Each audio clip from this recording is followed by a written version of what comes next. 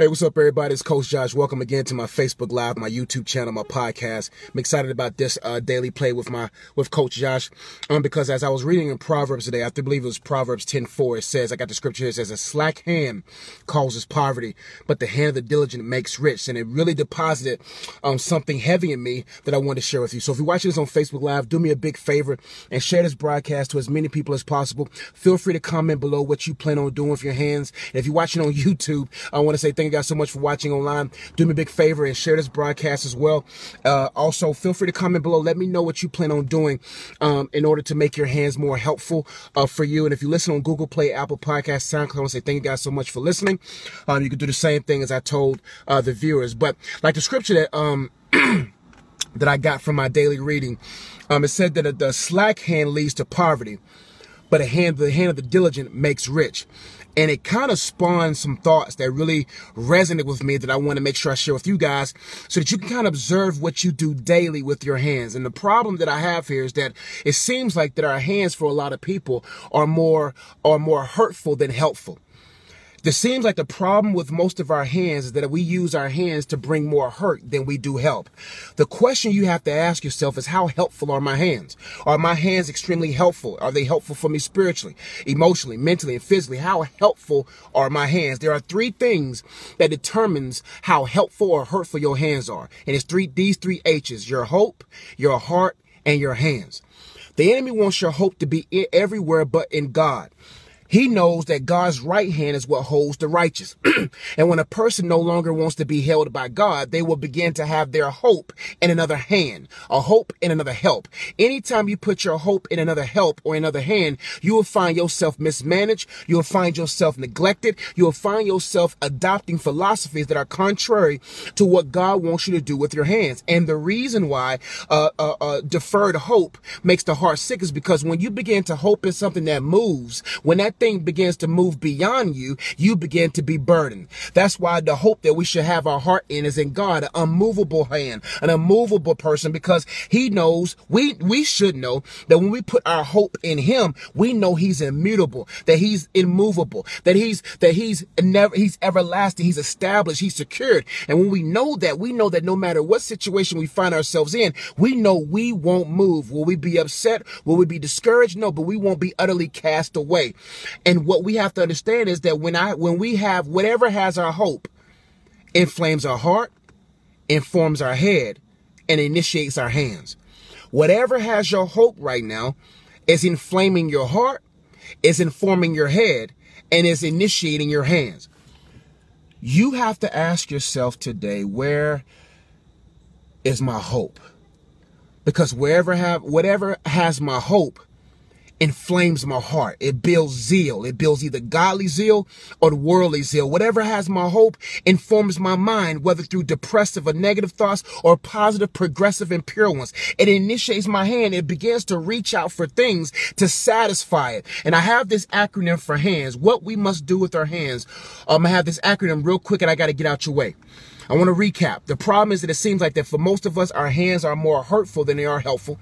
And I talked about how whatever has your hope inflames your heart, informs your head, and initiates your hand.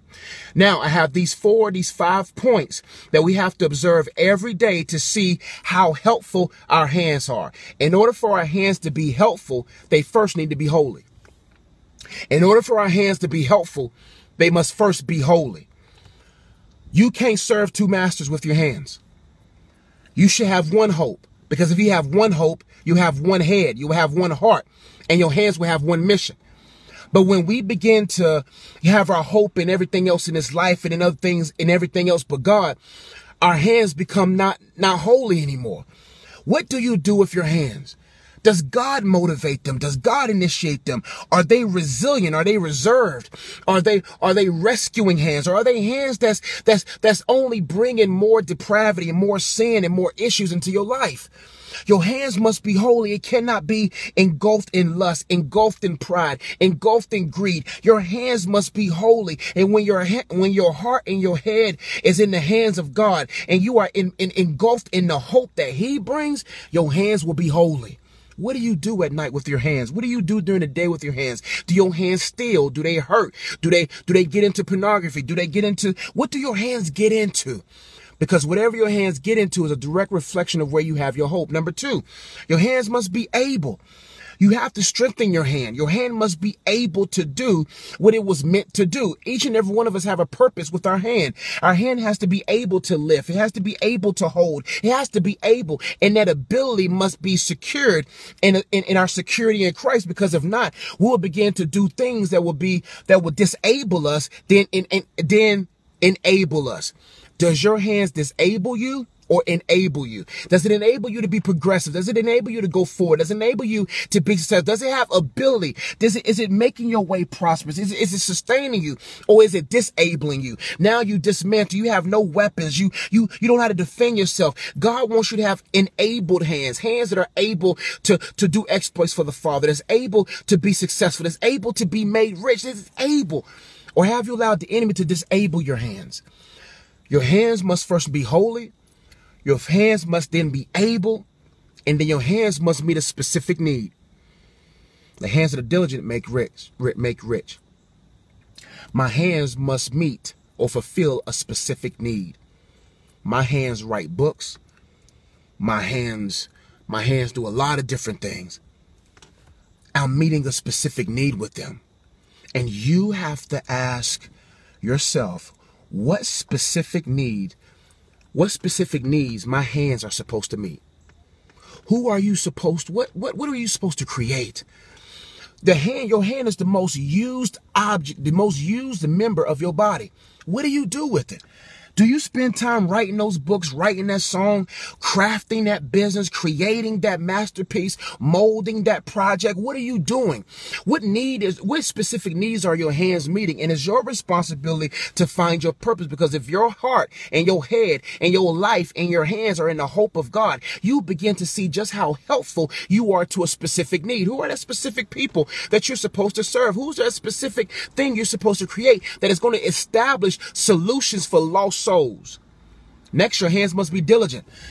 You can't just use your hands one time and expect to be skillful. There's a lot of people who do professional sports that do a lot of different things, and their hands are skilled.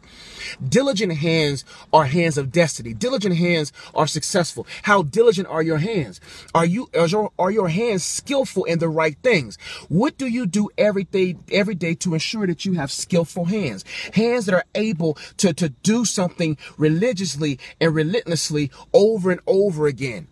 You got to make sure that you make your hands disciplined and diligent hands, that when it's time to present your gift, when it's time to present your solution to a specific need, when it's time for you to do what you're supposed to do, your hands will be skilled. Next, your hands must be servants. Every day, like I said, for the needs, yes, your hand's supposed to meet a specific need, but your hands should be ready to serve. Anytime I see a young lady carrying something, my hands are ready. Anytime I see someone in need physically, my hands are ready. Your hands should be servant hands. In order for us to be diligent, in order for us to be who we're supposed to be, in order for us to be successful, in order for us to be rich and prosperous, not necessarily financially, but spiritually, emotionally, and mentally as well, we got to make sure that our lives are in the hands of God. Because when our lives are in the hands of God, He will initiate a hope that's unmovable. He will inflame our hearts to do His will. He will inform our minds to be Christ-like, and He'll initiate our hands to be helpful. But if you do not take the time to ensure that your life is completely in the hands of God, your hands will be helpless. Your hands will be disabled. Your hands will meet carnal and selfish needs. Your hands will be dirty and not disciplined, and your hands will only serve yourself. But when your hope is in the hands of God, your hands will be holy, set apart. Your hands will be enabled. Your hands will meet a specific need. Your hands will be diligent, and your hands will be servants. I pray this quick daily play was a blessing to you. Today's play, I want you to write down HANDS, and I want you to write down on a scale of 1 to 10, how holy are your hands? I want you to write down how how able are your hands? What are your hands? Is your hands either disabling you or enabling you? I want you to write down a specific need your hand is supposed to solve. And I want you to write down on a scale of 1 to 10 how diligent your hands are. And also I want you to write down how can you be a servant daily with your hands. Number 1, I want you to write down a scale of 10 how holy are your hands. Now under that, I want you to think about what you must do to make them more holy for God's use. I want you to write down is your hands enabling you or disabling you, and what is causing those things. I also want you to write down what specific needs you're supposed to meet. Also, I want you to write down a scale of 1 to 10 how diligent your hands are. And I also want you to write down how could you today have servant hands, because I'm telling you, whatever has your hope has your heart, has your head, has your hands. Y'all be blessed.